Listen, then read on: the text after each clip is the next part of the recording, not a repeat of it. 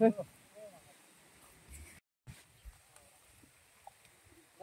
एक नंबर इथं. बस म्हणजे इकडे हा तर देतो अजून घ्या माग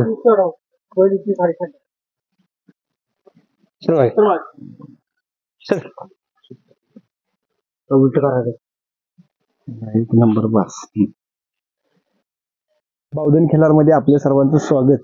नाथ खिलार जातीचा वारसा महाराष्ट्राच्या परंपरेचा आता एक बावधन मध्ये नामांकित आणि आता एक नामांकित खरेदी झाली. त्या संदर्भात आपण जाणून घेणार आहे कशा पद्धतीने खरेदी झाली. बैलाचं देखून पण माप चांगल्या पद्धतीचं आहे. तर श्री बावधन मधील शेतकरी श्री संजय कचरे, नमस्कार. तुमचं नाव काय? नमस्कार, माझं नाव संजय आनंद कचरे, बावधन. आता हा आपण बैल कुठून आणला? तो बैल आपल्या गावातलाच आहे. बर. तर बैलाचं घेताना काय काय बघितलं पाहिजे? शरीर देखून पण त्याचं नाही, त्याचं शरीर बघितलं पाहिजे, त्याचं म्हणजे फाउंडेशन बघितलं पाहिजे. बर. त्याचं शरीर कसं काय आहे, हाडाला दोंडा आहे का, कसा आहे, देखून भावना बघितलं पाहिजे. आता आपण बरीच बैल पाळले असतील, पण आता इतर ह्याच्यापेक्षा बी बैल लय झाली तुमच्या. नाही, आपल्याकडे बैल भरपूर झाली, पण ह्या बैलापेक्षा बी दिखणे आपण बैल पाळले. पण ह्या बैलात असं काय घेण्याजोगं आहे की तुम्ही ह्या बैलात पाहिलं आणि घेतला बैल? नाही, हा बैल कसा आहे, आता आपल्यापाशी बी ह्याच मापाचा बैल आहे घरी. हा, सेम सेम. आणि सकाळी आपण कसं होतं, जेव्हा चर्चा ऐकली पोरांची आणि चला म्हणलं जाऊ बैल बघायला. आता आम्ही बैल बघायचे गेलो, आमच्या आपल्या डोक्यातच बसला, घेऊनच आला तुम्ही डायरेक्ट बैल आम्ही व्यवहार करून घेऊन आलो. आता आपला ह्याच्या अगोदर लय बैल झाली तुमच्या आयुष्यात. हो, झाली. त्यातला एखादा तुमचा आवडणारा बैल एखादा सांगा. आता आवडणारा बैल म्हणून एक होता, आपला म्हणजे माणिक म्हणून नावाचा. बर. त्या बैलानं आपल्याला लय दिवस साथ दिली. किती वर्ष होता साधारण तुमच्या दावणीला? हो, साधारण आपल्याकडे 10 वर्ष बैल होता. 10 वर्ष होता. बैल कुठून आणलेला काय? की पंढरपूर मधनं दुसरा असताना खोंड आणला. तर तो खोंड आमच्या चुलत भावाकडं एक 5-6 वर्ष होता आणि त्यांच्या कुठं आपण तो घेतला. त्यानंतर तो आपण जे घेतला तो बैल असा लागला की गाड्या लावूनच मी काम करत होतो त्या बैलाची. म्हणजे बैल कामाला लय चांगला होता. लय कामाला असेल, बैल लय मोठा नव्हता, पण बैलाला करंट लय होता. आता तो बैल आहे ना, 2 बारे त्या बैलाचा व्यवहार केला आणि 2 बारे मोडला.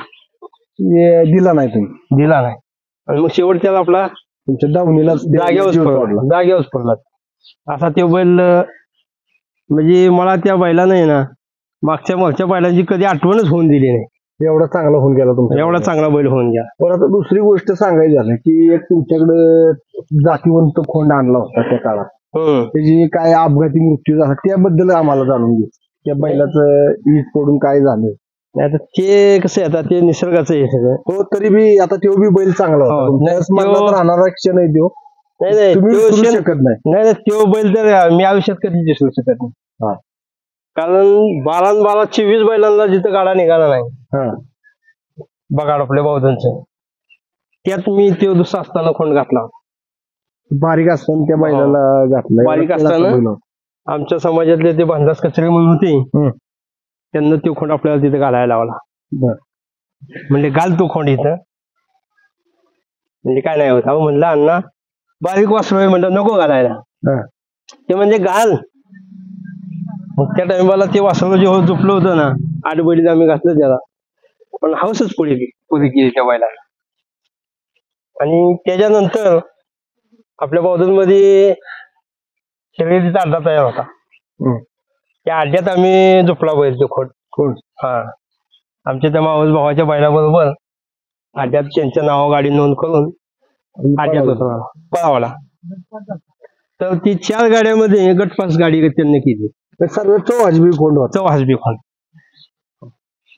ते आता झालं कसं काय त्या काळात? त्या काळात काय झालं, आमचा जे वनगोळदार जे होता, ते वनगोळ असा होता की आम्ही बैल जर त्यांचा आणला ना तर ते 8-8 दिवस आमच्याकडे बघायला येत नव्हते. घरातले घेतात आपलं त्यांचा, आणि आमचा जर त्यांच्याकडे नेला ना तर आम्ही सुद्धा बघायला जात नव्हतो. असा आमचा अनुभव होता. आणि 8 दिवस त्यांना बैल तिकडे ठेवला आणि 1 दिवस आणून घालावला. आणि दुसऱ्या दिवशी हळद लागण्याची सवी वाढण्यासाठी नेला. आणि त्या दिवशी सवी वाढायची काही झालीच नाही. मग त्यांना बैल तिथंच ठेवला. आणि संध्याकाळचा अवकाळी पाऊस आला, त्यात ते ह्यो अपघात त्याचा झाला. ठीक आहे, निसर्गाचं आहे ते आपल्या हातातलं. आणि तो आपण एक श्री अंकुश तरटे त्यांच्याकडून एक नामांकित खोंड आपण त्या काळात खरेदी केली होती, त्यावेळेस वडील बी होते की. मग आता ते किस्सा मला ऐकायचंय, म्हणजे आम्हाला सर्वांनाच माहिती असावं की ते एक वासरू 1 नंबर कॅटेगरीत होत. 1 नंबरचं वासरू होतं ते सुद्धा. आपले कर्नाटकचे म्हणजे बावधन मध्ये ते कर्नाटकचे आहेत का वसंतराव चव्हाण, त्यांना आपल्याला ते वासरू डावलं होतं. गावातच होत.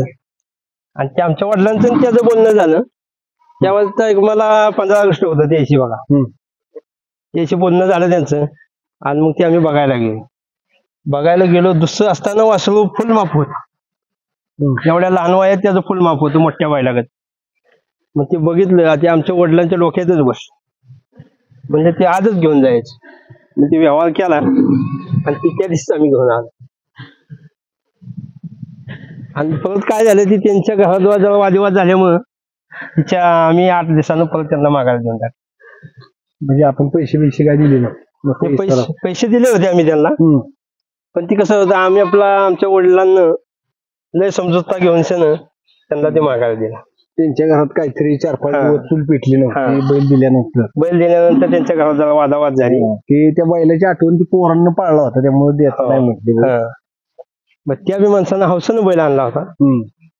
मग त्यासाठी त्यानं त्या इकाय काढल्यानंतर आपल्याला पसंत पडला की आपण ती लगेचच उचल घेतली आमच्या वडिलांनी. तुमच्या वडिलांना लई नाद होता? आमच्या वडिलांना जास्त नाद होता, कारण मग ते बी लहान वयापासूनच त्यांना बैल पाहिजे.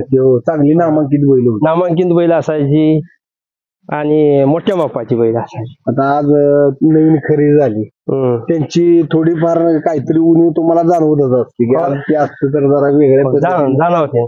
शेवटी प्रत्येक माणूस वडील असतो. आणि ह्या मापाची नाही, कसल्याही मापाची, लहान बैल असू द्या मोठा असू द्या, बैल सांभाळायला वयस्कर माणूस जर असेल ना तरच ती माणसं म्हणजे बैल सांभाळू शकतात. बैल खाया त्याची निगा वयस्कर माणसं बैलांची निगा करतात व्यवस्थित. आपल्यासारख्याला 50 कामं असतात, आपण एकदम खाया घालणार आणि निघून जाणार, संध्याकाळी बघणार. बारक्या पोरागत त्याची काळजी लागते. लहान मुलागत आपली बैलांची काळजी घेणारी वयस्कर माणसं लागतात. बरं, आता बैलाची घेताना बघितलं पाहिजे, बैलाचं तोंड शिंग. तुमच्या मार्गदर्शन कसं आम्हाला कसं माहितीये का, बघताना बैलाचं मूळ म्हणजे फाउंडेशन, कालचं पाय बघितलं पाहिजे. जर फाउंडेशन बघितलं ना तर तो बैल कुठंच दिला पडू शकत नाही. जर फाउंडेशन जर नसेल तर घराचा पाया जर व्यवस्थित नसेल तर घर उभं राहू शकत नाही. मग तसं आहे, बैलाचं जर फाउंडेशन बघितलं, मुळात फाउंडेशन बघायचं, नंतर बैलाचा चौक बघायचा, त्यानंतर बैलाचं शिपूट बघायचं. शिपूट बघितल्यानंतर मग बैलाचा चेहरा कसा आहे तो बघायचा. बैलाचं शिपूट जर जेवढं लहान असेल ना तेवढा बैलाला फुल करंट येतो. आणि साधारणतः कसं आहे, माणसाची हौस असते शक्यतो देखणा असावाच.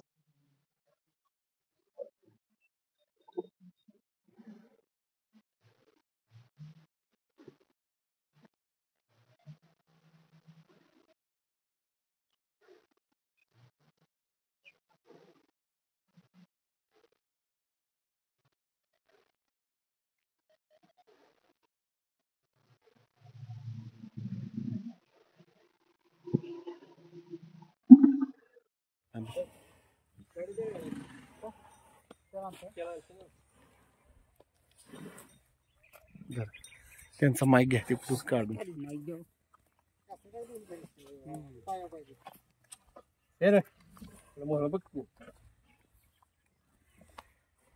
सोनं इकडे.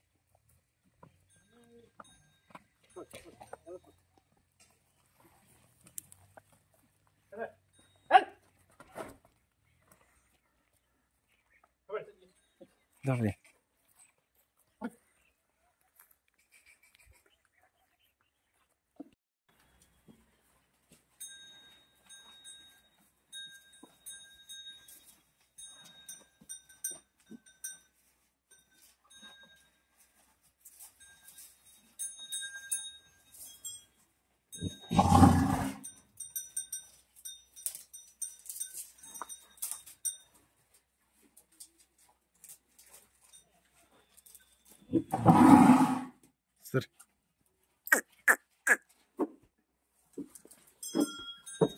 तुझ्याकडे किती आहे? एक का दोन आहे?